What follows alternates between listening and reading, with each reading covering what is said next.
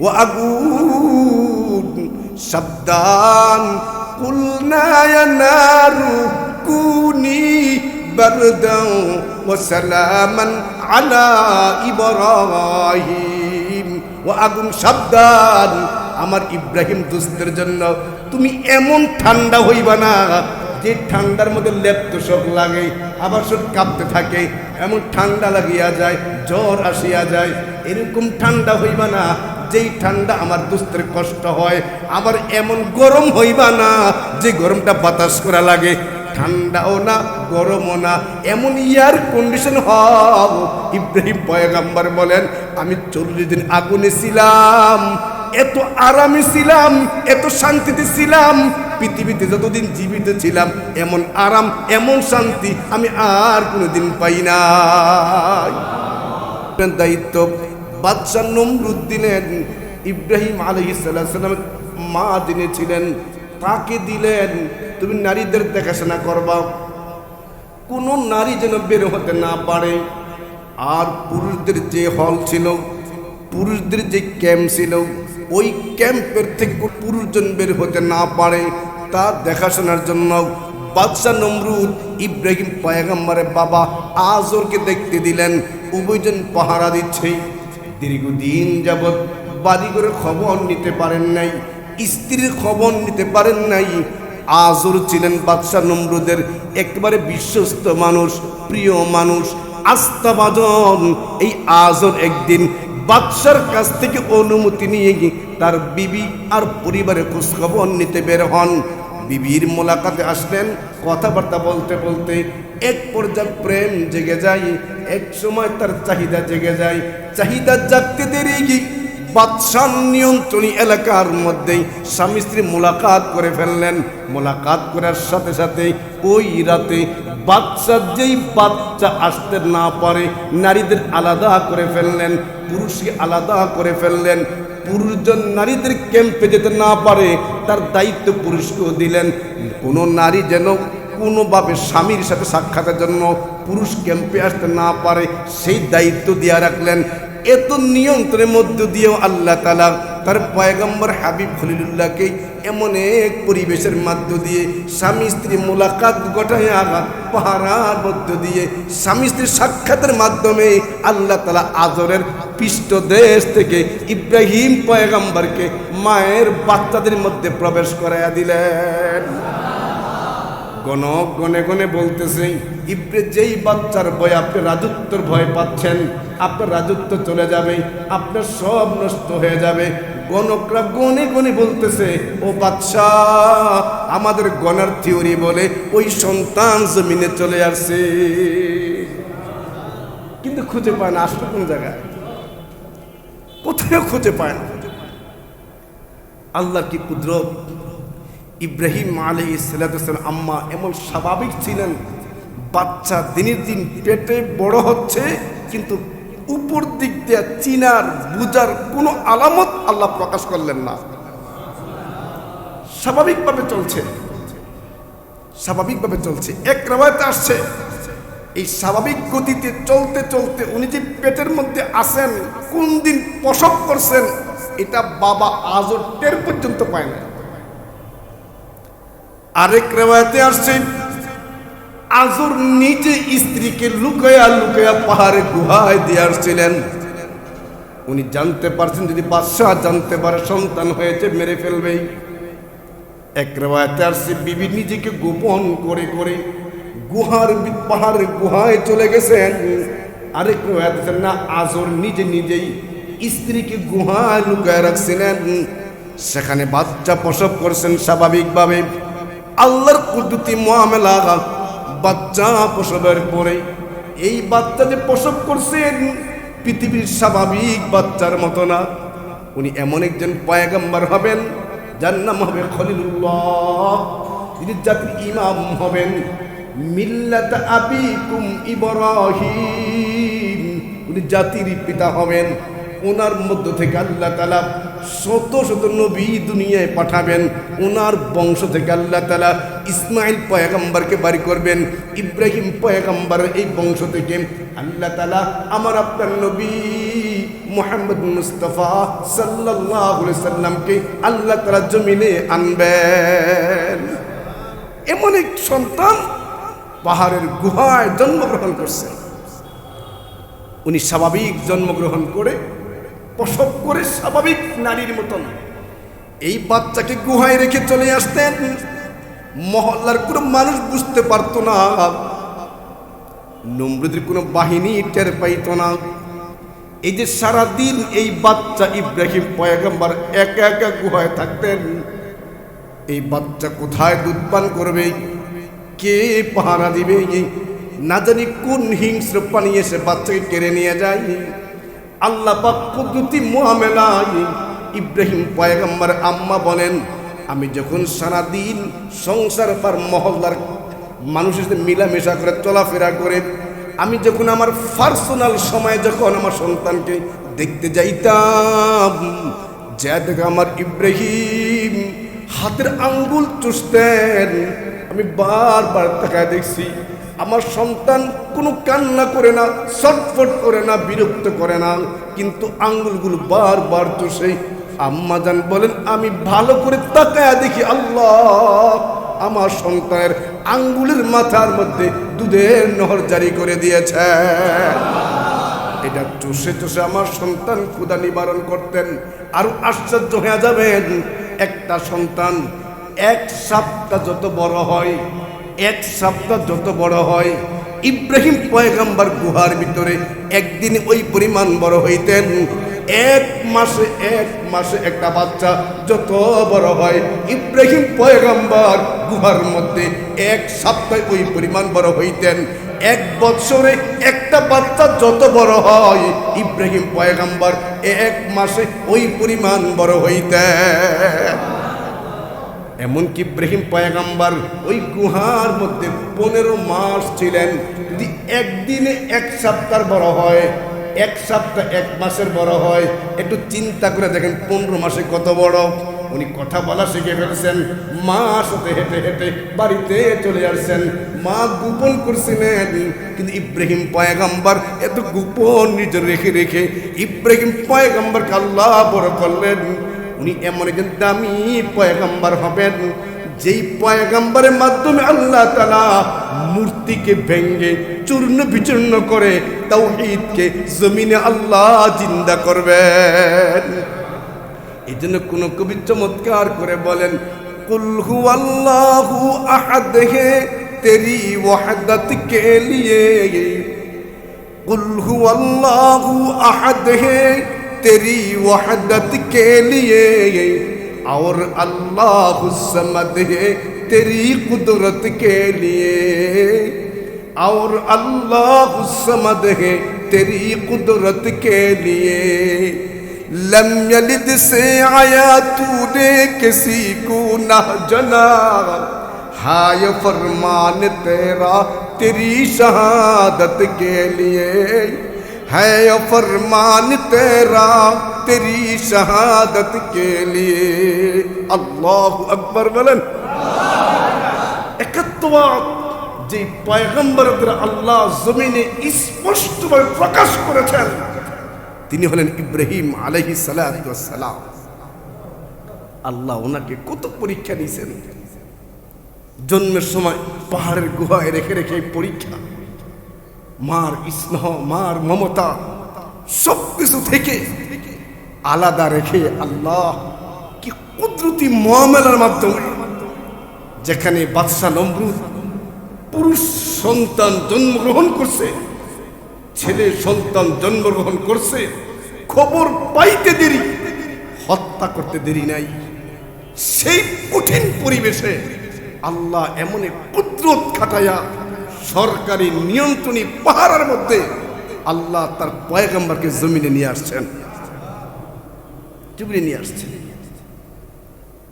এই ইব্রাহিম পয়গম্বরকে আল্লাহ যে কত পরীক্ষা নিছে, পরীক্ষার পর পরীক্ষা। আল্লাহ তাআলা নিজে বলেন, وَإِذِ ابْتَلَى إِبْرَاهِيمَ رَبُّهُ بِكَلِمَاتٍ فَأَتَمَّهُنَّ। আল্লাহ পাক রব্বুল ইজ্জত বলেন, এই ইব্রাহিম পয়গম্বরকে আমি বহু পরীক্ষা নিয়েছি।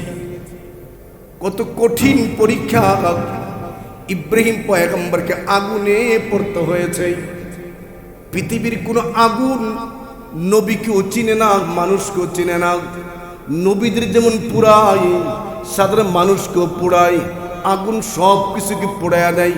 ইব্রাহিম পয়গম্বর আগুনে একদিন ছিলেন না, 2 দিন ছিলেন না, দীর্ঘ 40টা দিন আগুনের মধ্যে ছিলেন। এই উত্তাল উত্তপ্ত আগুন বাদশা নমরুদ 30 দিন লাগায়া প্রায় 40 ফুট ওয়াল বানায়া, গর্ত বানায়া, গভীরতা বানায়া, ওই গভীরতার মধ্যে লাকড়ি জমাইয়া জমাইয়া আগুনকে উত্তপ্ত করছেন 30 দিন লাগায়া। একদিনে আগুন লাগান নাই, আগুনটা লাগানোর পরে আগুনের লেলিহান 30 দিন লাগায়া বাড়াইছেন। 30 দিন লাগায়া আগুন জ্বালায়া জ্বালায় উত্তপ্ত করে, এরকম উত্তপ্ত আগুনের মধ্যে ইব্রাহিম পয়গম্বরকে একদিন রাখেন নাই।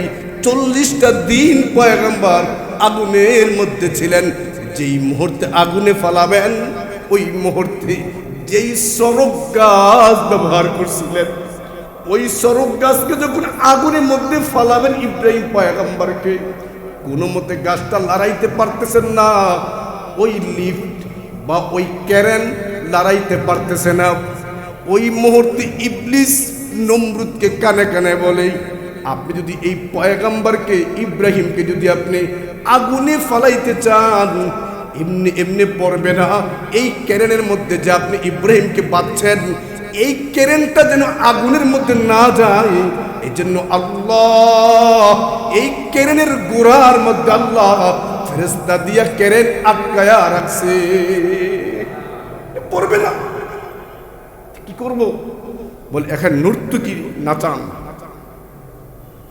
বেহায়া আর বেরল্লাপানা, উলঙ্গ বেহায়াপনা কাজ চালু করে দেন।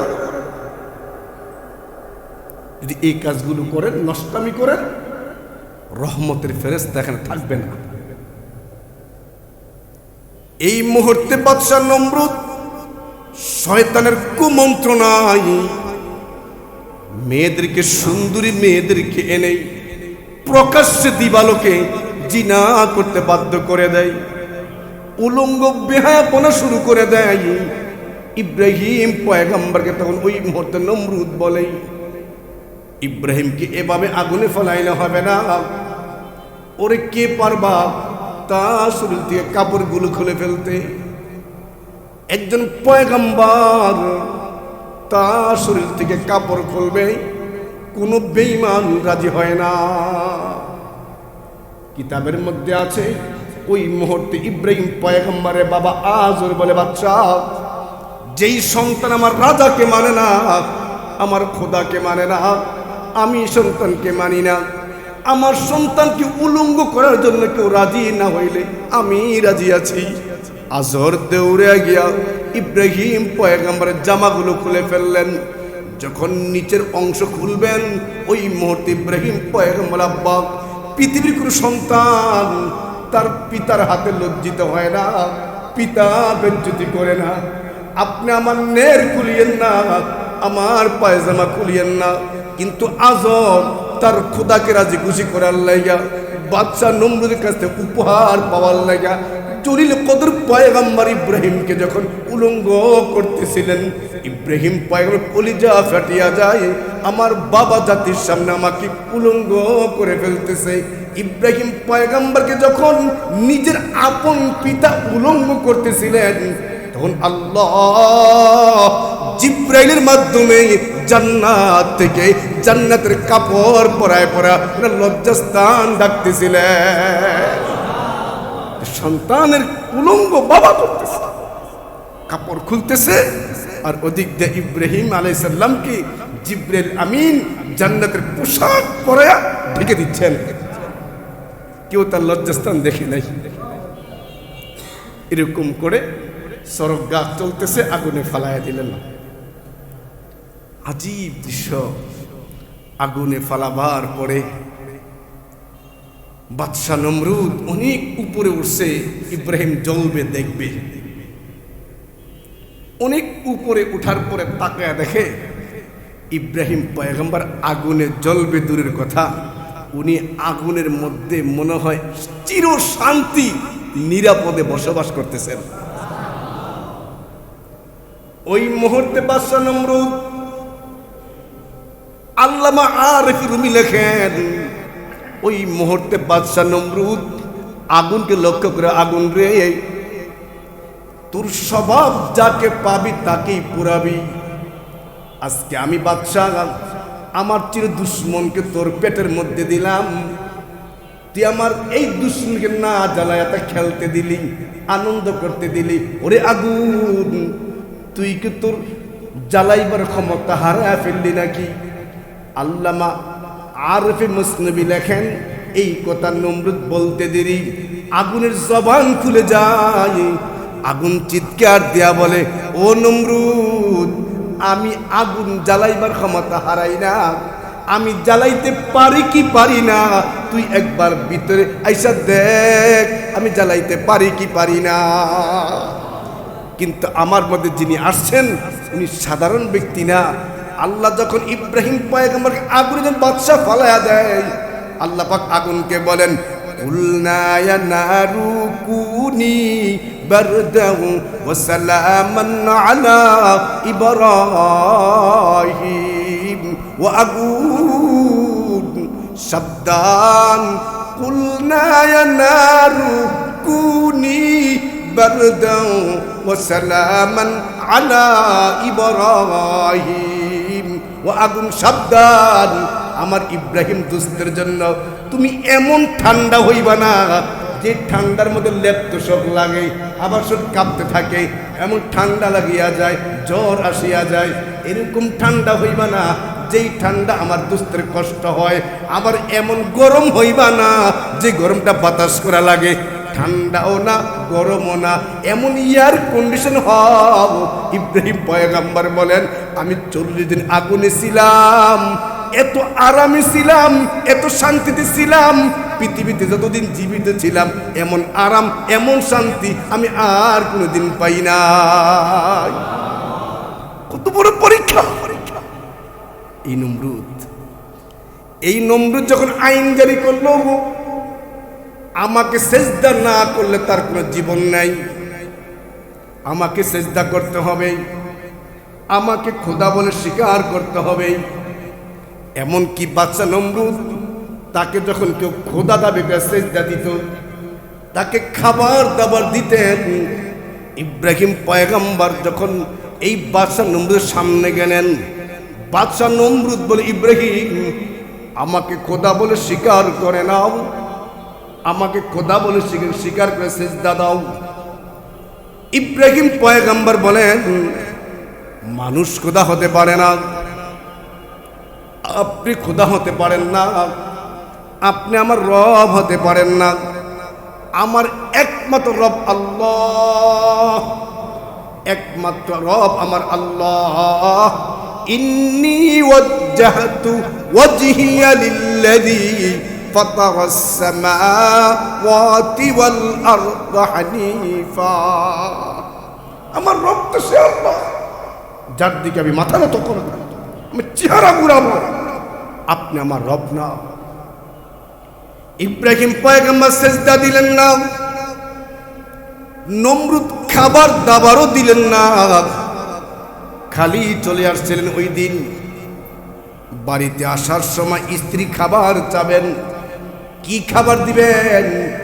ইব্রাহিম পয়গম্বরটা বস্তার মধ্যে, পুঁথির মধ্যে বালু ছিল, বালু, ওই বালিগুলো ইব্রাহিম পয়গম্বর বস্তায় ভরে বাড়িতে নিয়ে আসছিলেন। বাড়িতে নিয়ে আসার পরে উনি এক জায়গায় রেখে ঘুমায়া পড়লেন, বিশ্রামে চলে গেলেন।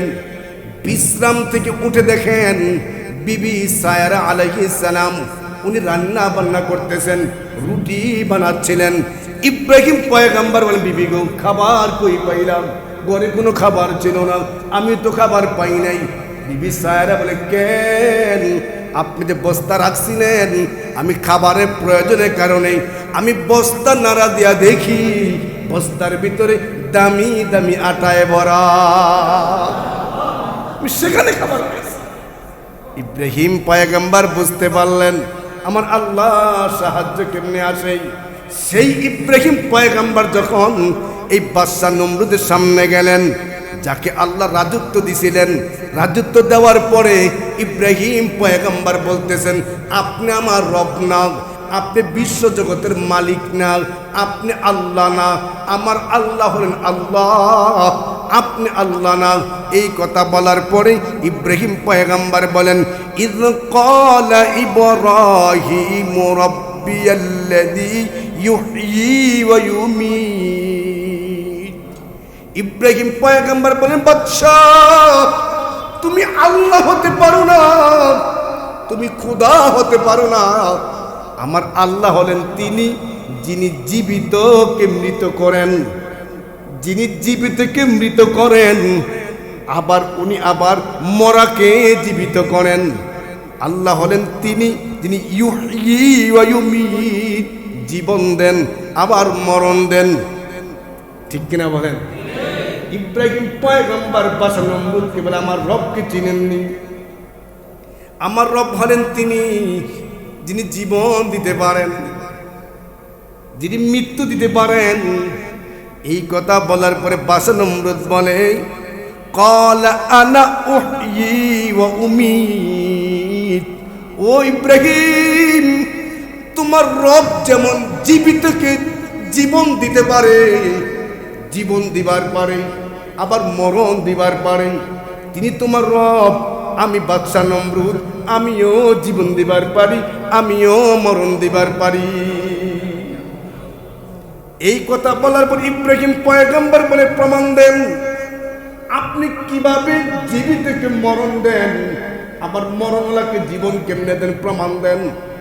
এই কথা বলার পর বাদশা নমরুদ, বাদশা তখন পুরা লোকালয়ের সামনে, মন্ত্রিসভার সামনে একটা সুস্থ সবল স্বাধীন মানুষকে ডাইকে আনলেন। কোনো অপরাধ নাই, কোনো শাস্তি নাই, কিচ্ছু নাই, নিরপরাধ সুস্থ মানুষের ডেকে এনে জনসম্মুখে কল্লায় আঘাত করে কল্লা একদিকে ফালাইলেন, বুড়িটা আরেকদিকে ফালাইয়া দিয়া বললেন, এই দেখো আমি জীবিত মানুষের মরণ দিয়া দিলাম। এমন সময় আরেকটা ফাঁসির আসামি ডাইকে নিয়ে আসলেন, যিনি হাজতখানায় অপরাধ করতে করতে বন্দী হয়েছিলেন, তার পাশের কাছে ঝুলাবেন, তাকে হত্যা করে সরকার হত্যা করবে। এমন একটা হত্যার আসামি ডেকে আনলেন, ফাঁসির আসামি ডেকে আনলেন, তাকে ডেকে এনে মুক্ত করে দিলেন। আর দিয়া বলে, দেখো ইব্রাহিম, এই লোকটা মরণ নিশ্চিত, আমি তাকে জীবন দিয়া দিলাম, আর এই লোকটা বাঁচা নিশ্চিত, তাকে মরণ দিয়া দিলাম, তার জীবন যাওয়া নিশ্চিত, তাকে জীবন বাঁচাইয়া দিলাম। দেখো তোমার আল্লাহ যেমন জীবন দিবার পারে, মরণ দিবার পারে, আমিও তোমার আল্লাহর মতো জীবন দিবার পারি, মরণ দিবার পারি। এই কথা বলার পরে ইব্রাহিম পয়গম্বর বলেন, ক্বালা ইব্রাহিম, ইব্রাহিম পয়গম্বর বললেন, ফাইন্নাল্লাহা ইয়াতি বিশ-শামসি মিনাল মাশরিক ফাতি বিহা মিনাল মাগরিব ফাবুহিতাল্লাযী কাফার। ইব্রাহিম পয়গম্বর বললেন, ও বাদশাহ, আপনি যদি আমার রবের মতো জীবন দিবার পারেন, আমার রবের মতো মরণ দিবার পারেন, এই জন্য আল্লাহ হন, তাহলে বাদশাহ শোনেন, আমার আল্লাহ প্রত্যেক দিন সকালবেলা সূর্যটা পূর্ব দিকে উঠায়। ঠিক কিনা বলেন? সকালে সোনার রবি পূর্ব দিকে ওঠে, ঠিক না বলেন? ইব্রাহিম পয়গম্বর বললেন, আমার আল্লাহ তো ফাইন্নাল্লাহা ইয়াতি বিশ-শামসি মিনাল মাশরিক। ও বাদশাহ, আপনি কি সুন্দর একটা ফাঁসির আসামিকে মুক্তি করে জীবন দিয়া দিলেন, বুঝাইলেন। একটা ভালো মানুষকে হত্যা করে তার জান নিয়ে গেলেন, মরণ বুঝাইলেন। তাহলে আপনি তো জানেন আমার আল্লাহ প্রত্যেক দিন সূর্যটা পূর্ব দিকে উঠায়, পশ্চিম দিকে ডুবায়। আপনি যদি আমার আল্লাহর মতো আল্লাহ হয়ে থাকেন, অন্তত আজকের দিনের জন্য সূর্যটা আপনি পশ্চিম দিকে উঠান। ইব্রাহিম পয়গম্বর বলেন, ফাতি বিহা মিনাল মাগরিব, আমার আল্লাহ প্রত্যেক দিন সূর্যটা পূর্ব দিকে উঠায়, কাদের কুদরত দারি বরকমাল কাদের কুদরত দারি বরকমাল আনতা রব্বি আনতা হাসবি যুল জালাল আনতা রব্বি আনতা হাসবি যুল জালাল। ইব্রাহিম পয়গম্বর বলেন, আমার আল্লাহ প্রত্যেক দিন সূর্যটা পূর্ব দিকে উঠায়, আপনি খোদা হয়ে থাকলে আজকের জন্য সূর্যটা আপনি পশ্চিম দিকে উঠা। এই কথা বলতে দেরি ফাবুহিতাল্লাযী কাফার ফাবুহিতাল্লাযী কাফার, হতভম্ব হয়ে গেছে নমরুদ। এরপরে কি বলবেন? কোনো দিক বিক পায় না। যদি অন্য কোনো কথা বলে, হা হা হা, ও ইব্রাহিম তোমার রব তো প্রত্যেক দিন পূর্ব দিকে সূর্য উঠায়, আজকে তুমি তোমার রবরে কও পশ্চিম দিকে উঠাইতে। বাদশা এই কথাও বলতেন, উনি জানতেন এই ইব্রাহিম হক, উনি বাস্তব নবী, তার আল্লাহ হক, তার দিন হক, তার শরীয়ত হক। যদি আমি জিদ করেও বলি ঠিক আছে তোমার রব তুমি কও না একটু পশ্চিম দিকে উঠাইতে, উনি বলতে দেরি, আসমানে মালিক শুনতে দেরি নাই, তার নবুয়ত প্রকাশ হয়ে যাবে। আমি যে 2 নম্বর খোদা, আমার 2 নম্বরে খোদা প্রকাশ হয়ে যাবে। এই জন্য নমরুদ চুপ ছিল, কিচ্ছু কয় না, চুপ। কি করব? কারণ যদি বলে তুমি কও, উনি সত্য নবী, সাথে সাথে উঠে ফেলবে। আর উঠে ফেললে আমার গদি শেষ, আমার গদি শেষ। আর দেখবে সারা দুনিয়াতে যদি অহংকার, তাকাব্বুর, জুলুম, নির্যাতন যারা করে, ওই সমস্ত রাজারা ওই জামানার হক্কানি রব্বানি ওলামায়ে কেরামকে ভয় পায় বেশি।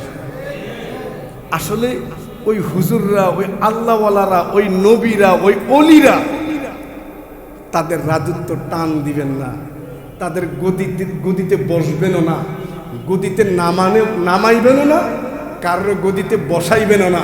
কিন্তু এরপরে কেমন জানি জুলুম যারা করে, অপরাধ যারা করে, সমাজের নিরপরাধ মানুষকে ভয় পায় যুগ যুগ ধরে। বাদশাহ গিয়াসউদ্দিন বলবন্ত, ভারতের এক বাদশার নাম বাদশাহ গিয়াসউদ্দিন বলবন্ত। বাদশাহ গিয়াসউদ্দিন এক রাজা ছিলেন,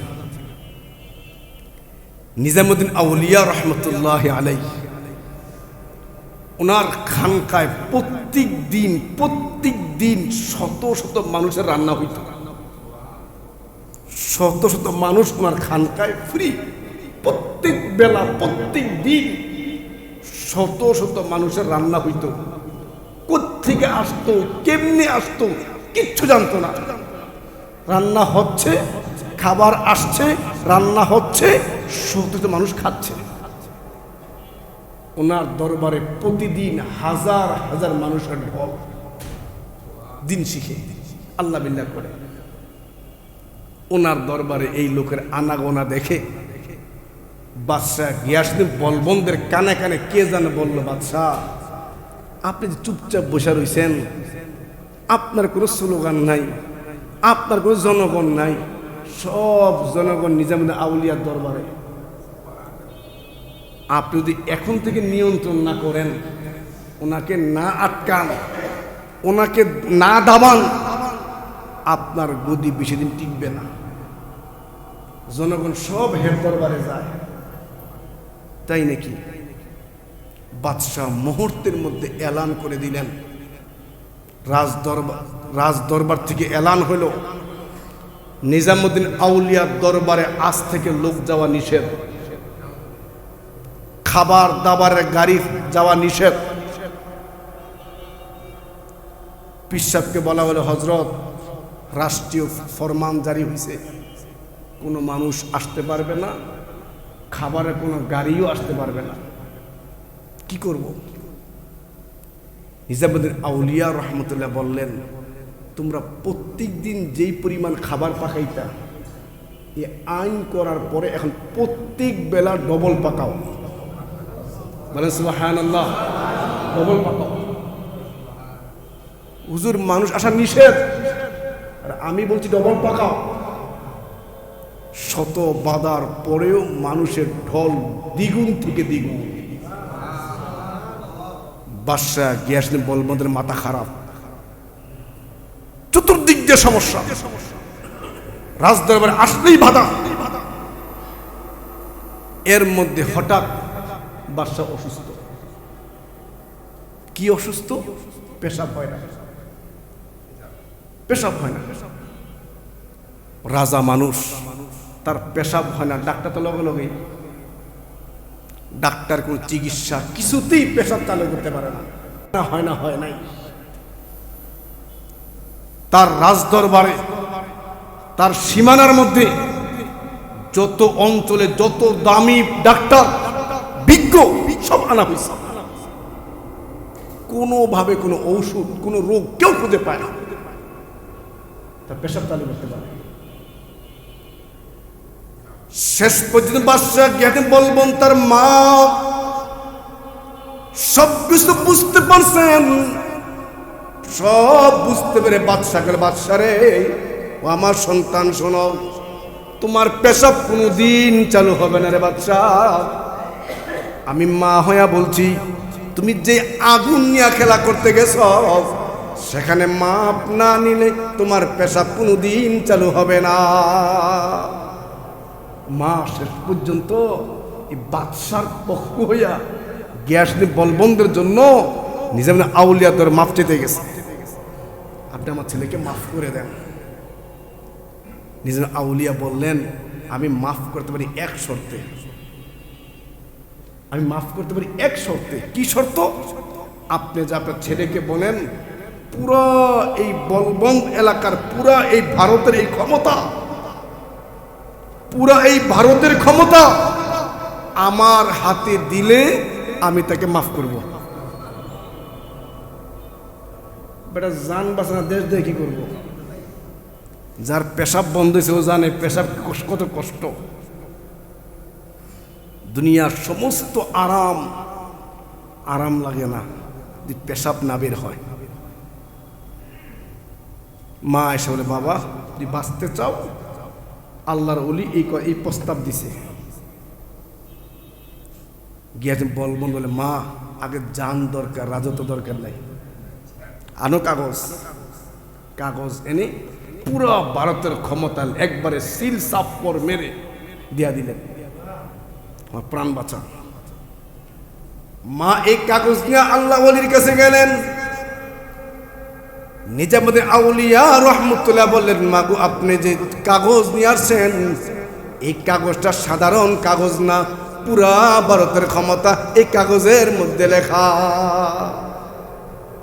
হ্যাঁ জান, একটা ভাণ্ড নিয়ে আসেন, ভাণ্ড নিয়ে আসেন। একটা ভাণ্ড নিয়ে আসছে, ভাণ্ড নাই না। নিজামুদ্দিন আউলিয়া রহমতুল্লাহ আলাই ওই ভারতের ক্ষমতা যে কাগজে সিল সাপ্পর করে বাদশা দিছিলেন, ওই কাগজটা টুকরা টুকরা করে ছিঁড়ছেন, ছিঁড়া এই ভাণ্ডে দিছেন। দিয়ে বলে, যাও এই ভাণ্ড নিয়ে তোমার ছেলে পেশাবের রাস্তার সামনে ধরবা। পেশাবের সামনে রাস্তার সামনে ধরতে দেরি, ফর ফর করে পেশাব চালু হতে দেরি নেই। বাদশা বলে দিলেন, ও আউলিয়া আল্লাহর ওলি বলে দিলেন, ও বাদশা আপনি যে ক্ষমতার লোভে আমার আস্তানায় আমার দরবারে হানা দিছিলেন, নেক আমল করতে বাধা দিছিলেন, আপনার মতো রাজত্ব আমরা পেশাবও করি না। আপনি এই জন্য পেশাব করাইছেন, আপনার ক্ষমতার কাগজের উপর পেশাব করাইছেন, আমরা সেই ক্ষমতার পেশাবও করি না। আপনি করেন, আপনি করেন। অহংকার যারা করে এমনি পতন আসে। বাদশা নমরুদ এমন অহংকার করছে, আমি রব সিজদা কর।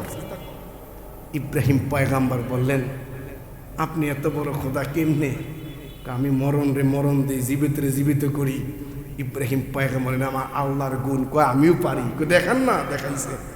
যখন ইব্রাহিম পয়গাম্বর বললেন, ঠিক আছে আপনি জীবিতকে মারবার পারেন, মরণকে জীবন দিবার পারেন, তো আমার আল্লাহ তো প্রত্যেক দিন সূর্যটা পূর্ব দিকে উঠায়, পশ্চিম দিকে ডুবায়। আপনি এই খোদা হইলে আপনি একটা বার দেখান এই সূর্য পশ্চিম দিকে উঠো, সাথে সাথে এই নমরুদ চুপ হয়ে গেছে, আর কোনো কথা কয় না। যদি কথা বলতো ওই মজমার মধ্যে হাজার হাজার মানুষ কালিমা পড়ত। যেমন কিতাবে আছে, কোরআনে আছে, কুতিলা আসহাবুল উখদুদ। একজন যুবক এক গণকের কাছে গিয়া তার জাদুবিদ্যা শিখে, কিন্তু জাদুবিদ্যা শিখতে যে যান, ওই যাওয়ার সময় এক আল্লাহওয়ালাকে পাইছিলেন, দিন শহীদিন। ওই যুবক যেই জাদুবিদ্যা শিখতে যান, যাওয়ার সময় এক দিন শহীদিনওয়ালা বুজুর্গ পাইছেন, ওনার কাছেও কিছু শিখেন। একদিন ওই যুবক রাস্তা দিয়ে যাচ্ছেন, যাওয়ার সময় দেখেন একটা বনের বড় বাঘ মানুষের রাস্তায় বাধা হয়ে আছে। যে যায় তাকেই থাবা মারে, যে যায় তাকে আঘাত করে বসে, কেউ তাকে সরাইতে পারে না। এই যুবকটা তখন ওই মুহূর্তে বলে, আমি যে জাদুবিদ্যা শিখি এটা সঠিক নাকি আল্লাহওয়ালা যা তালিম দেয় ওটা সঠিক, একটু প্রমাণ করি। একটা পাথর নিলেন, ওই জাদুবিদ্যা যিনি শিখান তার মন্তব্যে ফু দিয়া পাথরটা মারলেন, কিছুই হলো না। কিন্তু যুবকটা যে আল্লাহওয়ালা দিন শিখান, আল্লাহর পরিচয় শিখান, শিরিক শিখান না, তাওহীদ শিখান, ওই আল্লাহওয়ালার কিছু আমল মতো ওই পাথরটা নিয়ে একটা পাথর মারতে দেরি, ওই বাঘের মাথায় লেগে বাঘ মরতে দেরি না। বাঘ সরে গেল, মরে গেল, রাস্তা ক্লিয়ার হয়ে গেছে। এই যুবককে সবাই এখন আদর করে সবাই কাছে টানে। এর মধ্যে ওই রাজদরবারে যেই রাজার নিয়ন্ত্রণে এই যুবক জাদুবিদ্যা শিখে, ওই মন্ত্রিসভার এক মন্ত্রী চোখে দেখে না, অন্ধ। এই অন্ধ লোকটা যুবককে এসে বলে, আমি চোখে দেখি না, আমার তুমি তো জাদুবিদ্যা শিখো, ভাগ সরায় ফেলছো, মেরে ফেলছো, রাস্তা ক্লিয়ার হয়ে গেছে, সবাই তোমাকে শ্রদ্ধা করে সম্মান করে, তুমি কিছু একটা শিখছো, তুমি আমার চোখটি ভালো করে দাও। তখন ওই যুবক বলছে, আমি আপনার চোখ ভালো করতে পারি এক শর্তে, আপনি আমার পরিচয়, আমার কথা কারো কাছে বলবেন না। ঠিক আছে। উনি কি আমল পড়ে তেলাওয়াত করে ফু দিলেন, স্পর্শ করলেন, দীর্ঘদিন অন্ধ মন্ত্রী যিনি ছিলেন রাজদরবারে, ওনার চোখ ভালো হয়ে যায়। রাজার দরবারে খবর উনি ভালো হয়ে গেছে। কেমনে? এই যুবক করছে। তুমি এই কই পাইলে শিক্ষা? এই শিক্ষা এক পর্যায়ে হতে হতে হতে হতে ওই খাস আল্লাহওয়ালার নাম বলে দিছে। ওনার উপর জুলুম নির্যাতন। বাদশাহ এক পর্যায়ে বলে, রাখা যাবে না, এই যুবক যদি থাকে আমার রাজত্ব চলবে না, আমার ক্ষমতা নষ্ট হয়ে যাবে। এই যুবকটাকে মারার জন্য বিশাল বাহিনী ফিট করলেন। যাও ওকে মেরে ফেলো, ওকে মেরে ফেলো। কেমনে? তাকে পাহাড়ে নিয়ে যাও, উঁচু পাহাড়ের চূড়ায় উঠে সেখান থেকে ফেলে দিবা, মরে যাবে। ওই যুবককে যখন পাহাড়ে উঠছে, আল্লাহ পাক পাহাড়ের মধ্যে এমন এক কম্পন সৃষ্টি করলেন, যারা মারতে গেছে ওরাই মরে গেছে, ওই যুবক সুস্থ ফিরে চলে আসছে। বাদশাহ আরেকটা বাহিনী পাঠালেন, উত্তাল সমুদ্রে নিয়ে যাও, উত্তাল সমুদ্রের মাঝে যুবকটাকে ফেলে দাও। উত্তাল সমুদ্রে ফলাইতে গেছে, কিন্তু যুবক উত্তাল সমুদ্রে যাওয়ার পর যুবকের কিছুই হয় নাই, যারাই মারতে গেছে তারাই মরে গেছে। শেষ পর্যন্ত যুবক বলে, বাদশাহ আপনি যে আমাকে মারতে চান, আপনি আমার ফর্মুলা অনুসরণ করুন, আপনি বিশাল মজমা ডাকেন, পুরো এলাকায় এলান করে দেন অমুক যুবককে হত্যা করা হবে। হাজার মানুষের সমাগম গঠান, হাজার মানুষের মিছিল গঠান, হাজার সমাবেশ গঠান, সব মানুষ জমা করলেন। জমা করার পরে ওই যুবকটা বলে, বাদশাহ আপনি আমাকে আমার রবের নাম নিয়া আমার গায়ে তীর মারবেন, আমার রবের নাম নিয়া তীর মারবেন, দেখবেন আমি মারা সহজ। আমাকে পাহাড়ে নিয়ে মারতে পারবেন না, সমুদ্রে মারতে পারবেন না। মানুষের সমাবেশ ঘটান, সমস্ত মানুষের সামনে আমার রবের নাম নিয়ে মারতে শুরু করেন, দেখবেন এক তীর মারবে, আমি মারা যাব। পুরা সমাজ জানে এই যুবকটাকে পাহাড়ে পাঠাইছে মারার জন্য, যারা মারতে গেছে তারাই মারা গেছে, সমুদ্র পাঠাইছে মারতে পারে নাই বাদশা। যখন আল্লাহর নাম নিয়ে তীর মারতে দেরি, যুবকটা মারতে দেরি, মরতে দেরি নাই, যুবকের মরণ দেখা আল্লাহর ক্ষমতা দেখা ওই মজমার মধ্যে মিছিল দিয়া দিয়া হাজার মানুষ কালিমা পড়ে মুসলমান। ওই মুসলমানদেরকে বাদশা রাস্তার মোড়ে মোড়ে আগুনের কুণ্ডুলি বানাইয়া ওই মুসলমানদের হত্যা করছে।